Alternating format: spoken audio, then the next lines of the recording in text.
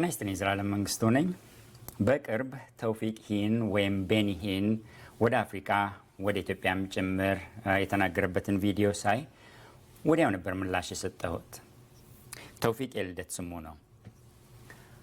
በዚያ ኢትዮጵያ ሊመጣ በተናገረ ሰሞን ማስጠንቀቂያ ፊሽካ ነፍቼ ነበር። And I'm sitting on the platform, and the Lord says to me, He said, I will give you Africa if you want it, just like that. And I began to weep. I said, oh, dear Jesus, of course I want it. Within seconds, Pastor Ganja turns around and says to me, we're putting a demand on your anointing. We need you here in Africa. Will you say yes? All over Africa, so we say yes.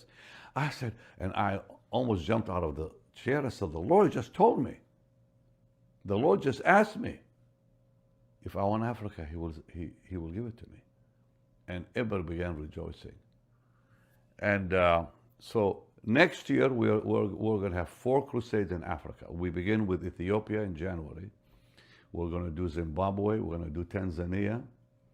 And I believe we're also doing Ethiopia.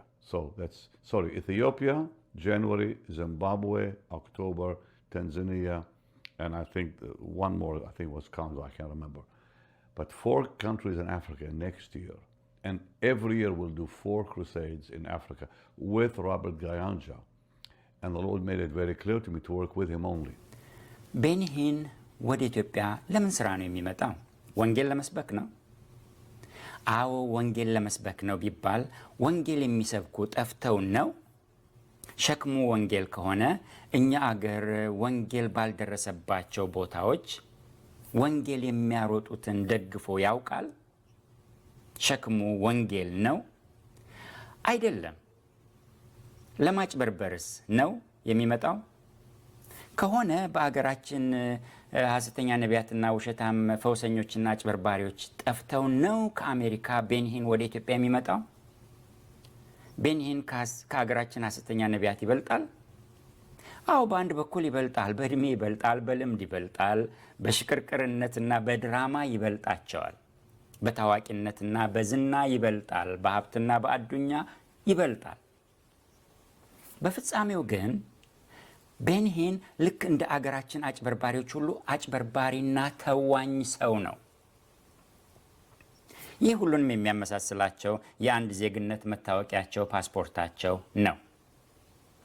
ቤኒ ሂን ወደ አገራችን የሚመጣው ለተጨማሪ ማጭበርበር ነው። ከዚህ በፊት እነ ክሪስ፣ እነ ሞሪስ፣ እነ ቡሽሪ፣ እነ ኡበርት ሌሎችም እንደመጡት ሁሉ ለማሳት ነው፣ ለማጭበርበር። ቤኒ ሂን እጅግ አጭበርባሪና ድራማ ደራሚ ሰው ነው። ላለፉት 50 ዓመታት እጅግ ብዙዎችን በማሳትና በማጭበርበር ሚሊዮነር የሆነና የቅንጦት ኑሮ የሚኖር ሰው ነው። የማይነዳቸውን ውድ መኪናዎች፣ ወደ $9 ሚሊዮን የሚያወጣ ቤት፣ በ9 ሚሊዮን የወጣበት የተገዛ ቤት በስንት እንደገዛው ባይታወቅም $54 ሚሊዮን የጠየቀበት የግል አውሮፕላን፣ የወንድሙ ልጅ ኮስቲ ሂን 36 ሚሊዮን ብሎታል። ለአንድ ቀን $25,000 በሚከፈልበት ሆቴል የሚያድር ሰው፣ በአመት ወደ $100 ሚሊዮን አስገቢ ድርጅትና በ1990ዎቹ ከ400 በላይ ሰራተኞች በስሩ የነበሩ ቀጭን ጌታ የነበረ ሰው ነው ቤኒ ሂን።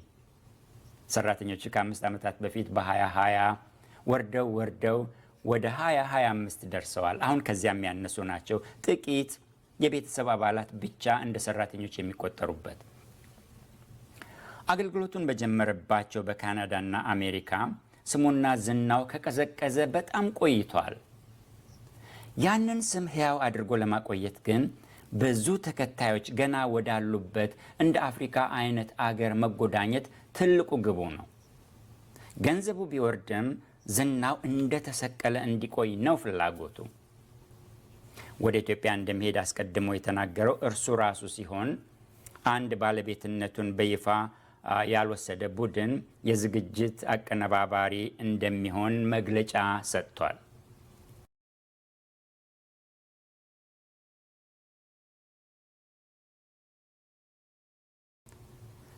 በእነዚህ ቀጣይ ዝግጅቶች የማካፍለው የቤኒሂንን የህይወት ታሪክ አይደለም።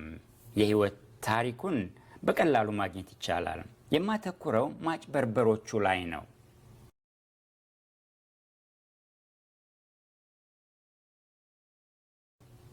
ጌታ ቢፈቅድ ብንኖርም ስለዚህ ተዋኝ ሰው በተከታታይ ያቀርባለሁ። ቤኒሂንና ንስሐው፣ ቤኒሂንና ምንጩ፣ ቤኒሂንና ገንዘብ፣ ቤኒሂንና ትንቢት፣ ቤኒሂንና ፈውስ፣ ቤኒሂንና ተአምራት ከሞት መነሳትንም ጨምሮ፣ ቤኒሂንና ትምህርቶቹ ቃለ እምነትንና የብልጽግና ወንጌልንም ጨምሮ፣ ቤኒሂንና ዛቻዎቹ ወይም ማስፈራሮዎቹ በማለት በርካታ ነጥቦችን አነሳለሁ።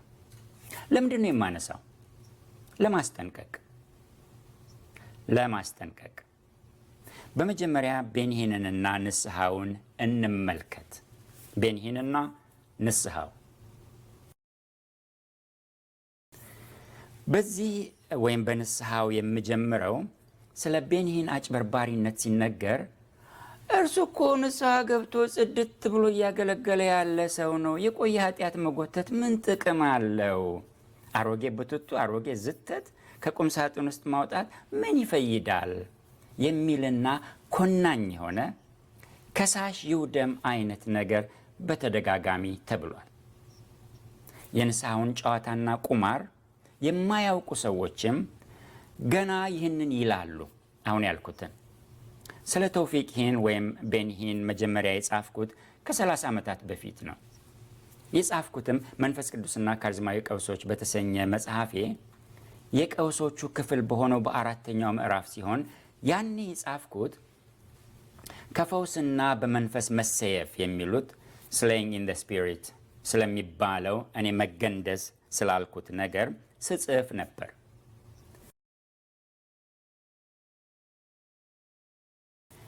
የጻፍኩትም በቤኒሂን የመገንደስ ክፍለ ጊዜ አንዲት ወፍራም ሴት በአንዲት አሮጊት ላይ ተገንድሳባት የተገነደሰችባት የአሮጊቷ የዳሌ አጥንት በመሰበሩና ከዚህ ስብራት ጋር በተያያዘ አካላዊ ችግር ወይም ኮምፕሊኬሽንስ አሮጊቷ በመሞቷ ቤኒሂን ክስ ተከፍቶበት የ$5 ሚሊዮን አንዳንድ ዘገባዎች 15 ሚሊዮን ይሉታል የ5 ወይም የ15 ሚሊዮን ካሳ ለቤተሰቡ መክፈሉን ነበር የጻፍኩት። እኔ በጻፍኩት መጽሐፍ 5 ሚሊዮን ነው ያልኩት።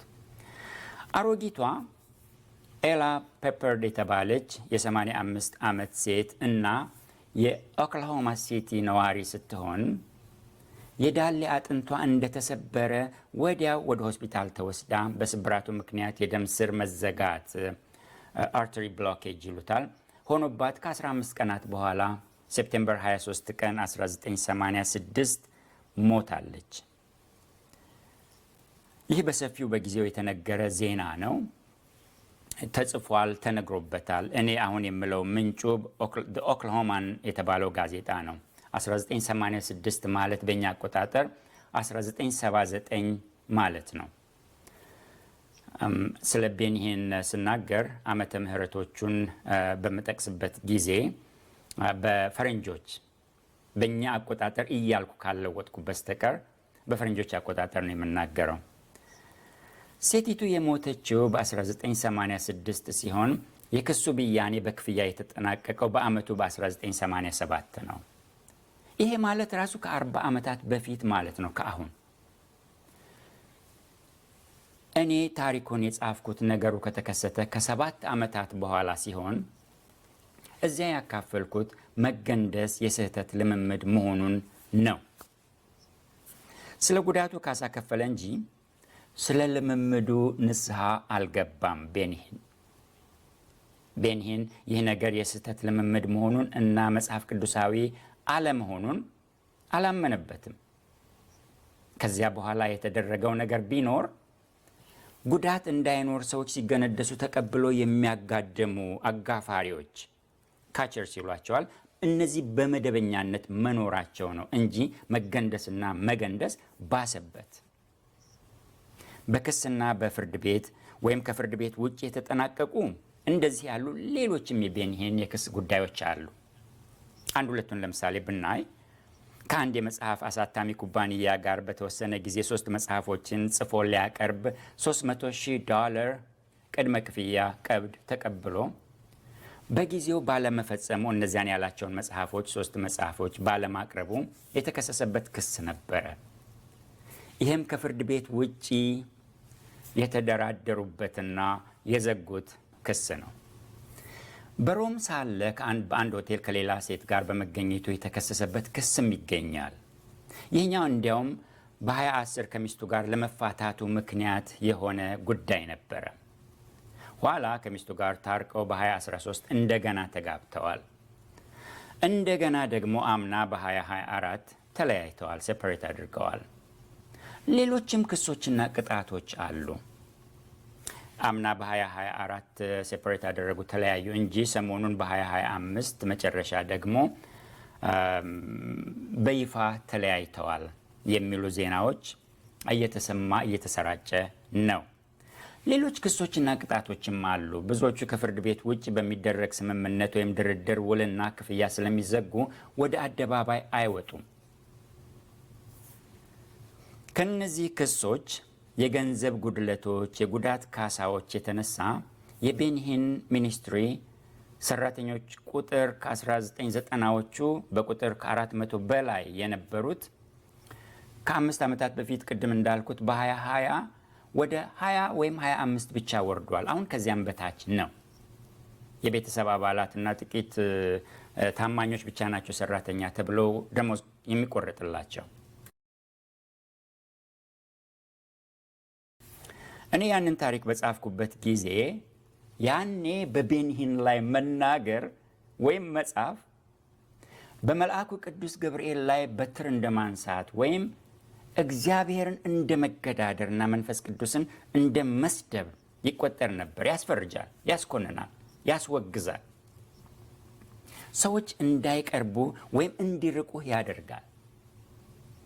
ግን ውሸት ነውና ውሸት መባል አለበት።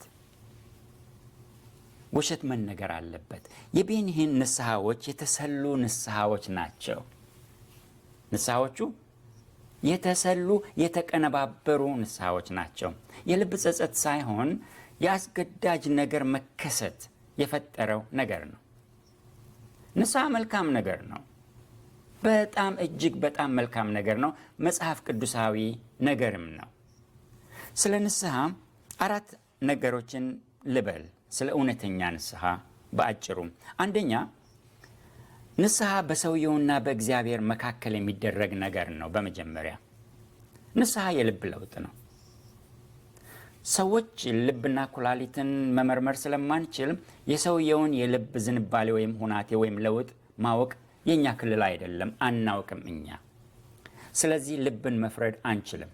ያንን ማድረግ የሚችል እግዚአብሔር ብቻ ነውና በእግዚአብሔር የፍርድ ወንበር ላይ መቀመጥ አንችልም። በመጀመሪያ ይህ ንስሐ የሚባለው ነገር በሰውየውና በእግዚአብሔር መካከል የሚደረግ ነገር መሆኑን ማወቅ አለብን።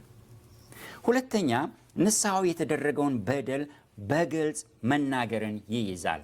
የአደባባይ ንስሐ ከሆነ፣ ሌሎች የተበደሉበት ንስሐ ከሆነ ልብን መፍረድ አንችልም እንጂ ተግባርን ማየት እንችላለን። መናዘዝ ወይም ንስሐ በአዲስ ኪዳን ቋንቋ በሁለት ቃላት ተገልጧል። አንደኛው ቃል ሆሞሎጊያ እና ሁለተኛው ሜታኖያ የሚባሉ ቃላት ናቸው። ሆሞሎጊያ አንድ አይነት ቃል መናገር ማለት ነው። ያንን ነገር በስሙ መጥራት ማለት ነው። አንድን ነገር ኃጢአትን ኃጢአት ማለት ተመሳሳይ ቃል መናገር ማለት ነው። ምንም ለስላሳና አማራጭ ቃል ሳንፈልግ ያንኑ ማለት። ሜታኖያ የሚለው ቃል ደግሞ ማሰብ ወይም የላቀ ሐሳብ ማሰብ ማለት ነው። ከእድሳት ከቀድሞ የላቀ መሆንን፣ ማሰብን፣ ሁኔታን፣ ተግባርን፣ ለውጥን የያዘ ቃል ነው። ይህ የውስጥና የልብ ሳይሆን የቃልና የድርጊት ጉዳይ ስለሆነ ይታያል። የተደረገውን በደል በግልጽ መናገርንና ከዚያ በደልና ኃጢአት መራቅን ያንን በደል አለመደጋገም ያልኳቸው ነገሮች በቤኒ ሂን ንስሐዎች ውስጥ በተደጋጋሚ ስለታዩ ነው። ይህ ሁለተኛው ነጥብ ነው። ንስሐ የተደረገውን ነገር በግልጽ መናገርን ይይዛል። ሶስተኛ፣ ንስሐው የተበደሉና የተጎዱ ሰዎችንም ይመለከታል። በግልጽ ይቅርታ መጠየቅንና ካሳ መክፈልንም ይጨምራል።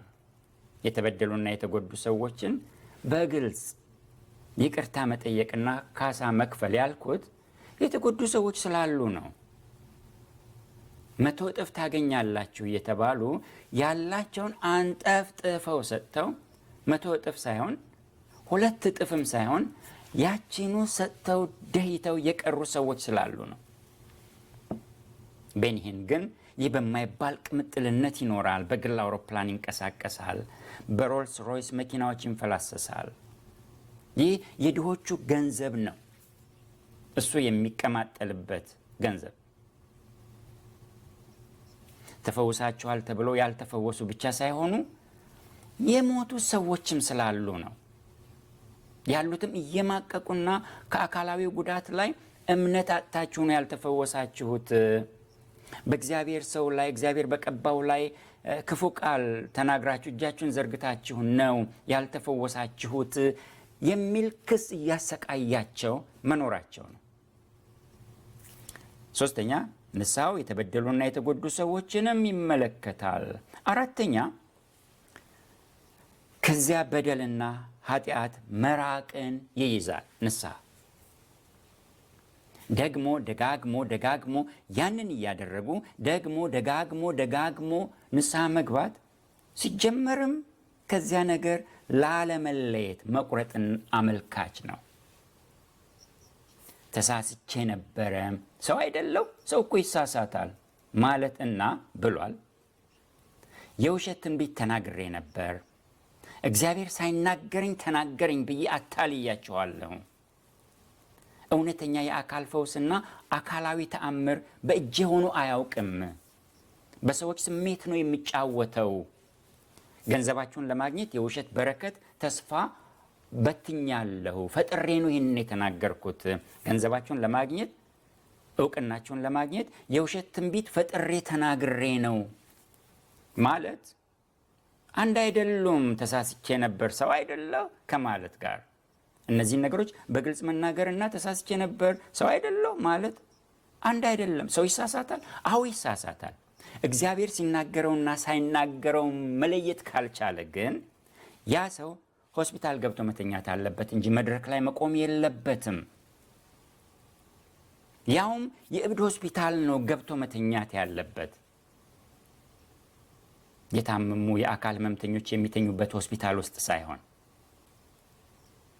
እነዚህን 4 ነጥቦች ይዘን የቤኒ ሂንን ንስሐ ስንፈትሽ አንደኛውን ነጥብ ማለትም በሰውየውና በእግዚአብሔር መካከል የሚደረግ በመሆኑ እኛ ልብንና ኩላሊትን መመርመር የማንችል ሰዎች በመሆናችን ያንን ለእግዚአብሔር በመተው በቀሩት በ3ቱ ነገሮች ግን የወደቀ ሆኖ እናገኘዋለን። ቤኒ ሂን አጭበርባሪ ሆኖ እናገኘዋለን።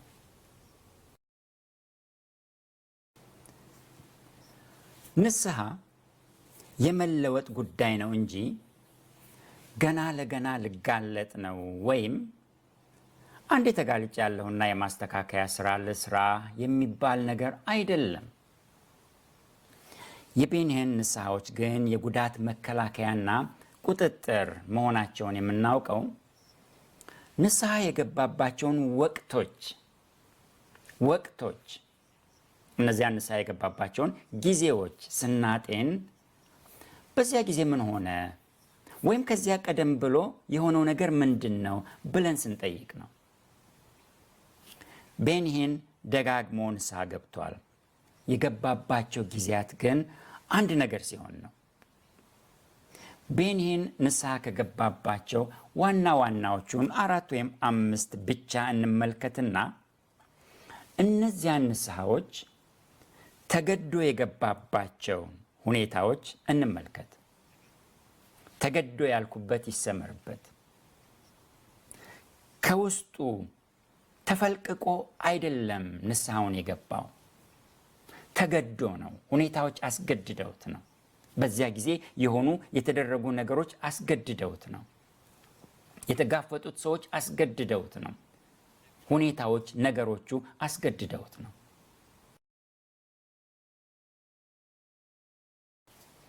የመጀመሪያው በ1990ዎቹ መጀመሪያ ፈውሶች ላይ ጥያቄ ተፈጥሮ ነበር።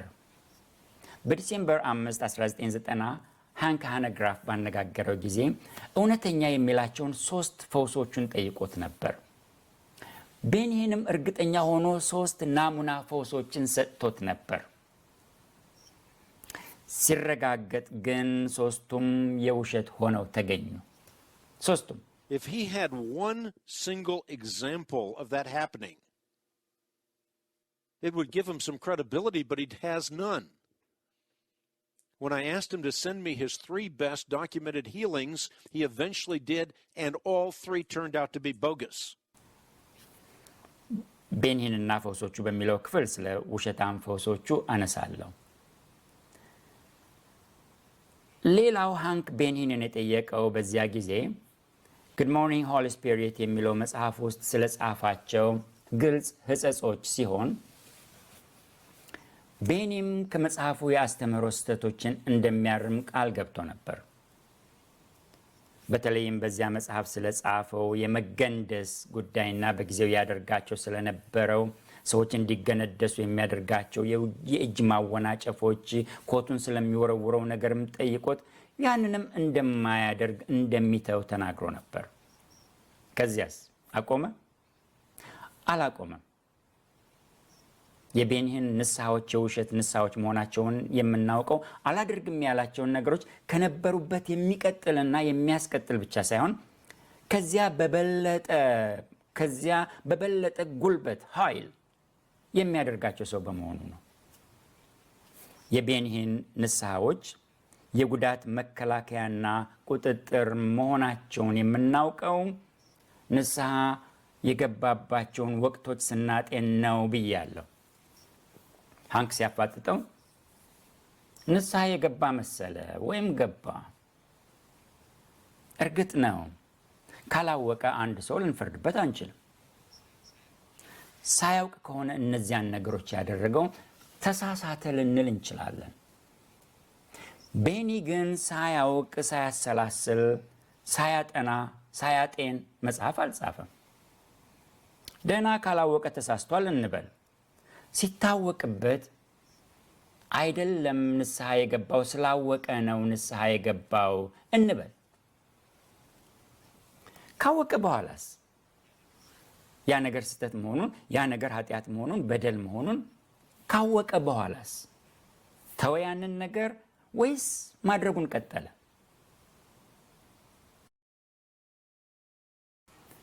ሁለተኛ በቀጣዩ ዓመት በ1991 በክርስቲያኒቲ ቱዴይ መጽሔት ተጠይቆ ነበር። ሥላሴ 9 ናቸው ብሎ አስተምሮ ነበርና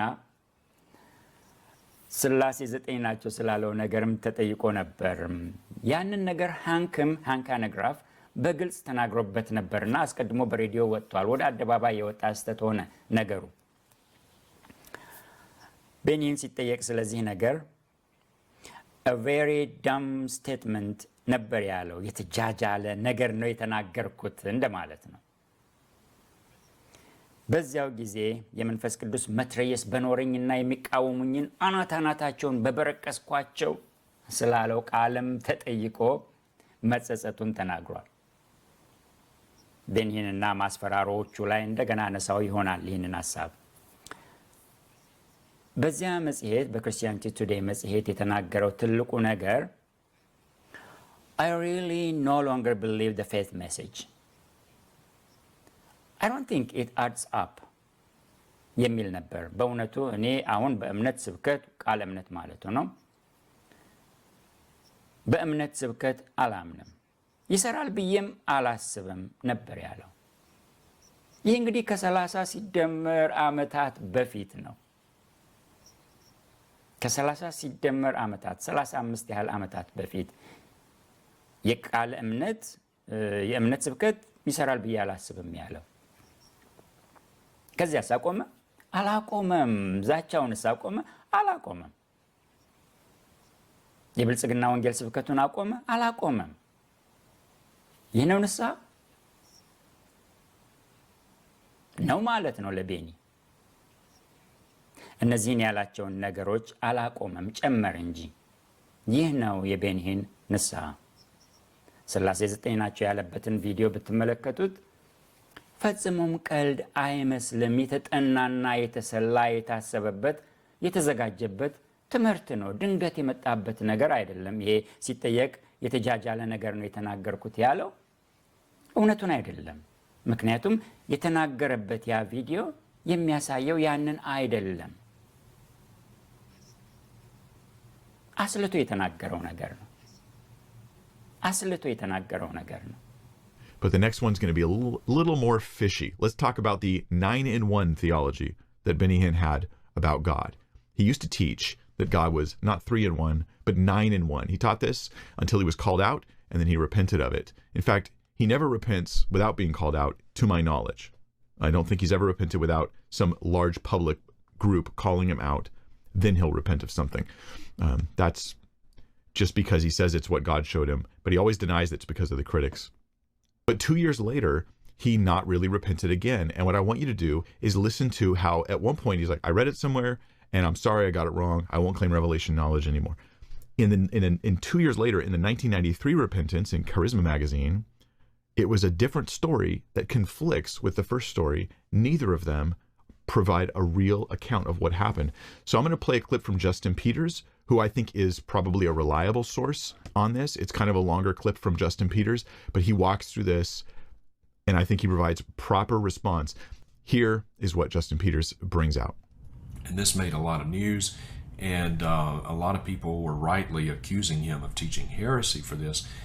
And so he was asked about this in an interview with Charisma magazine back in 1993. So let me read this to you, exactly what he said in the interview with Charisma magazine. And this was back in, again, 1993. So he was asked about it, about his teaching a 9-member Godhead, and he responded, quote, "At one time or another, all preachers repeat something they've read, even though they didn't take time to study it carefully. That was my mistake. In Finis Dake's book, God's Plan for Man, he teaches that each member of the Trinity has his own spirit, soul, and body. One Sunday, when I was speaking on the Trinity, I repeated that teaching. As soon as now watch this, as soon as I did, I could feel tension in the congregation because the people sense when you say things that aren't right, so I tried to clear the air. Jokingly, I said, there must be 9 of them. Well, the people laughed, and I thought, boy, that was a dumb thing to say. Then I forgot about it." God the Father, ladies and gentlemen, is a person, and he is a triune being. Okay, we're watching the video to see, was he joking? Did he sense tension and then say, haha, I just got to joke it, you know? Is it that, or is it something entirely different? By himself, separate from the Son and the Holy Ghost. So what did you say? Hear it, hear it, hear it. See, God the Father is a person.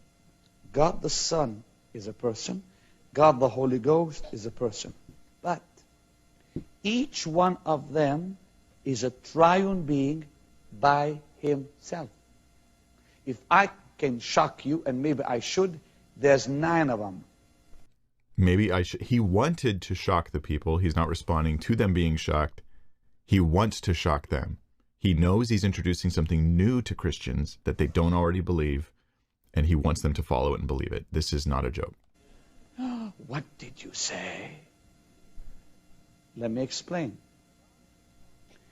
God the Father, ladies and gentlemen, is a person with his own personal spirit, with his own personal soul, and his own personal spirit body. You say, oh, I never heard that. Well, you think you're in this church to hear things you heard for the last 50 years? Do you know that the Holy Spirit has a soul and a body separate from that of Jesus and the Father? Now I ask you, does that sound like a joke to you? No. Does that sound like to you? He just kind of said something off the cuff. Oh, there must be 9 of them, and people laughed, and he moved on, and he forgot about it. Nope, you're right. No, that was deliberate teaching. He exegeted, if you will, this 9-member Godhead thing. In the same year, in 1993, that Charisma Magazine shows him repenting. Then you've got on TBN Pat Robertson, and so this is leading us to the question: can I trust Benny Hinn's repentance? And the answer is going to be no. I really can't trust his repentance. Right? Here's another example of how Benny Hinn he doesn't repent, he does damage control, at least in the 90s, right? And I'm going to make a case that it's the same in the present. You know, I've looked for one verse in the Bible. I just can't seem to find it.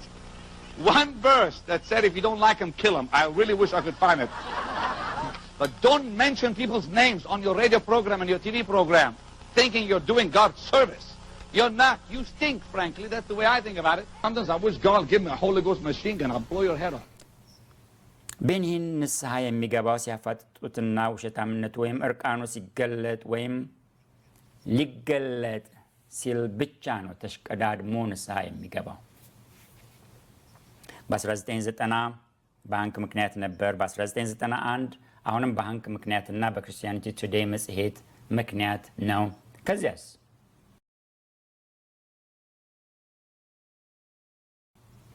ሶስተኛ በ2007 የአሜሪካ ሴኔት በክርስትና ስም የሚመዘብሩ ክርስቲያናዊ ተቋሞች 6 ድርጅቶች እንዲፈተሹ ጥያቄ ያወጣ።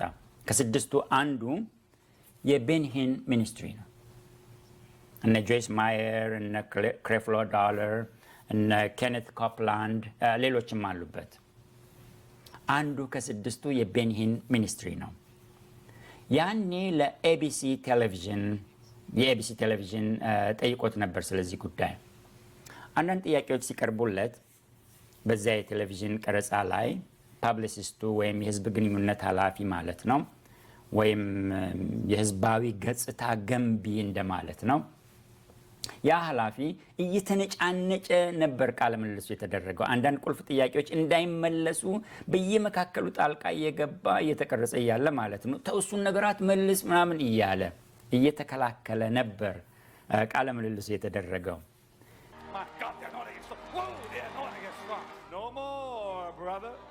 It's business as usual for Benny Hinn. Hallelujah! Perhaps the world's most famous, successful, and controversial televangelist. Touch. A faith healer who almost never grants interviews until now. So you got to explain this to me. How does it work? Are you saying that the Holy Spirit enters you and you can heal people? I'll try to explain that to you. The anointing, which is God's power, comes on me. Yes, I can actually feel it. And people start getting healed.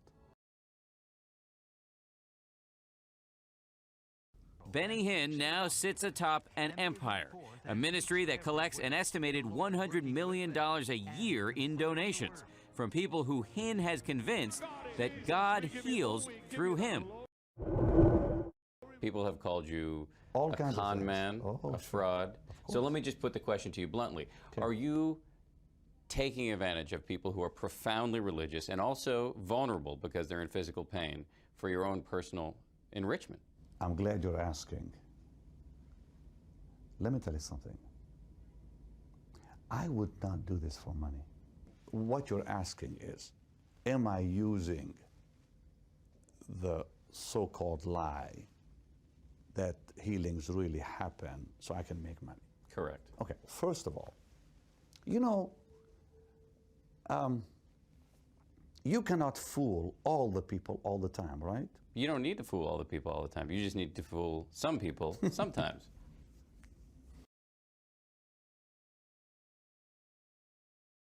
As I continue to press him, his publicist starts to interrupt angrily. What are some of the other issues besides healing the one you're discussing? He just said I can I'm ask him really whatever he fine. wants. He can- Understand, so No, I'm really fine with that. And then the atmosphere gets even more charged. Well, let me ask you, if I might, about because I want to move on to some other subjects. Anything, fine. Let me ask you about. Time, how long we're going to be? As I turn to an ongoing investigation of Hinn My amendment saves a lot of money. by U.S. Senator Chuck Grassley. Ron, I'm really enjoying this, and this is important. 2 years ago, Senator Grassley launched an investigation into 6 major televangelists, including Benny Hinn. The question, are Hinn and his colleagues using the tax-free donations from believers to fund lavish lifestyles? Hinn, for example, flies on a private plane and has lived in beautiful homes like this one. But let me ask you, if you're so confident that this information proves that you're behaving appropriately, why don't you release it to me or the public? We have an agreement with the senator to keep things confidential. I have nothing to hide, by the way. You have nothing to hide. No, of course not. He promises to give us any information that is not bound by the confidentiality agreement. So then I should be able to get whatever information I'm looking for. I hope you do. It depends. Look, it depends on the agreement they've made with the senator. But after the interview, the senator's office told us there is no confidentiality agreement. Even so, Hinn's ministry said it didn't have time to edit out personal information from its donors in time for our broadcast and therefore gave us nothing. As our interview winds down, another outburst from Hinn's publicist. Ron, don't worry about the book. Can I please say something? ያ ጋዜጠኛ ጠንካራ ጥያቄዎችን ጠይቆት ነበር። ፈውስን በተመለከተም አንዳንድ ጥያቄዎችን አንስቶ ነበር። ለምሳሌ አንድ በ7 ዓመቱ አይኑ የማያይ ልጅ ትንሽ ጭላንጭል ብቻ የሚያይ ልጅ መድረክ ላይ መጥቶ እንደተፈወሰ ተናግሮ ነበርና ያንን አሳይቶ ያንን ልጅ እንደገና አሁን የ17 ዓመት ልጅ ሆኖ አቅርቦት ነበር። ልጁ ያንም አልተፈወሰም። Hinn admits he doesn't have medical verification of any of the healings, and in fact, some of the supposed healings have turned out to be not real at all. In Jesus' sweet name. 9-year-old William Vandenkolk claimed his failing eyesight had improved at this Hinn crusade in 2001. And as soon as God healed me, I could see better. William is now 17 and still legally blind. I'd say I was caught up in the moment, being as young as I was, thinking this could actually be possible, like I could actually be getting my vision back. I was really little, and I guess it was just the moment. His name is William, and he still can't see. These are things I cannot explain because I am not the healer. I'm human like you. Over the years, there's been some cases where people did come up who said they were healed, but really they were not healed. As I continue to press him, his publicist starts to interrupt angrily. What are some of the other issues besides? ስለ እነዚህ ነገሮች በሚጠየቅበት ጊዜ ቤኒ እኔ ሰው ነኝ፣ እሳሳታለሁ፣ እኔ እግዚአብሔር አይደለሁም፣ መፈወስ የእግዚአብሔር ስራ ነው፣ የኔ አይደለም ብሎ ነበር። ከዚያ በኋላስ እንደዛ ያለውን ስራውን አቆመ ቤኒ? አላቆመም። ይህ ነው ንስሐ ነው ማለት ነው። ለቤኒ ነው ማለት ነው። በዚያ ምርመራ የቤኒን አገልግሎት የተጠየቀውን የገንዘብ ዝርዝር እና መዝገብ አቅርቦ መልስ ሰጥቶ ነበር፣ አድርጓል። የተጠየቀውን ነገር መልስም ሰጥቷቸዋል። ገንዘቡም ተፈትሿል፣ የገንዘብ አያያዙ። ጋዜጠኛው ግን ያንን ለነሱ ግልጽ ያደረከውን ነገር ለኔ ልታደርግልኝ ፈቃደኛ ነህ ብሎ ጠይቆት ነበር። አምታቶ ነበር ያለፈው። ያንን ጥያቄ አምታቶ ነበር ያለፈው። አዎ ከኮሚቴው ጋር የተስማማነው ስምምነት አለ፣ ያንን በማይጥስ መልኩ ሄደህ ማየት ትችላለህ ነበር ያለው። ጋዜጠኛው ግን የኮሚቴውን ዋና መሪ ሲጠይቀው ሴኔተሩን የምን ስምምነት? ምንም ስምምነት አልተስማማንም ከሱ ጋር ነበር ያለው። እንዲህ ያለ ማምታታት። ይህ ሶስተኛው ነው። አራተኛው በ2019 የሆነው በጣም የታየ እኔም ትንሽ በፌስቡክ ገጽ የጻፍኩበት ቪዲዮ አወጣ።